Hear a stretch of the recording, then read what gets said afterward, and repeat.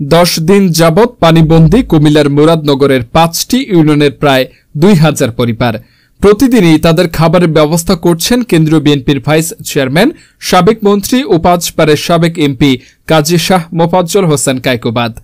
বন্যার 10ম দিনেও বানভাসী মানুষের মাঝে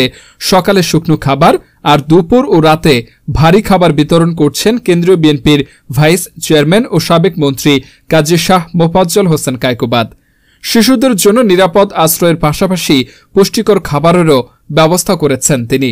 মুরাদনগরের সদর ইউনিয়ন সহ 2000 পানিবন্দী পরিবারের মাঝে খাবার বিতরণে উপস্থিত ছিলেন মুরাদনগর উপজেলা বিএনপির আহ্বায়ক মহিউদ্দিন অঞ্জন, উপজেলা বিএনপির যুগ্ম আহ্বায়ক মোহাম্মদ কামাল উদ্দিন ভূঁইয়া, যুগ্ম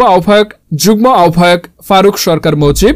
যুগ্ম আহ্বায়ক নজরুল ইসলাম, যুগ্ম আহ্বায়ক আব্দুল আজিজ মোল্লা, আব্দুর রহিম ভূঁইয়া, আহ্বায়ক কমিটির সদস্য সুহেল আহমেদ বাবু, কুমিল্লা উত্তর জেলা মহিলা দলের যুগ্ম আহ্বায়ক কাজী তাহমিনা আক্তার, কুমিল্লা উত্তর জেলা যুবদলের সাংগঠনিক সম্পাদক অ্যাডভোকেট তৌহিদুর রহমান, জেলা যুবদলের যুগ্ম সাধারণ সম্পাদক আবুল হাসান ভূঁইয়া, উপজেলা যুবদলের আহ্বায়ক সুহেল সামাদ, সিনিয়র যুগ্ম আহ্বায়ক মাসুদ রানা, সদস্য সচিব সৈয়দ হাসান, উপজেলা স্বেচ্ছাসেবক দলের সিনিয়র যুগ্ম আহ্বায়ক ফারুক আহমেদ বাদশাহ, সদস্য সচিব জয়নাল মোল্লা,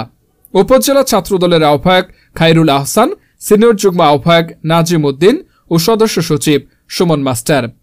এছাড়াও আরও উপস্থিত ছিলেন সাবেক ছাত্রনেতা ইকরাম হোসাইন, যুবদল নেতা মনির হোসেন, আবু হানিফ ভূঁইয়া, মফিজুল ইসলাম, ফারুক ইসলাম সাগর, সাদ্দাম বেপারী, মোহাম্মদ আলী, সাইদুর রহমান, সজীব ইসলাম, আজাদ মিয়া, শফিকুল ইসলাম, মোহাম্মদ হাসান, বাছির মোল্লা সহ বিএনপি ও অঙ্গ সংগঠনের নেতৃবৃন্দ।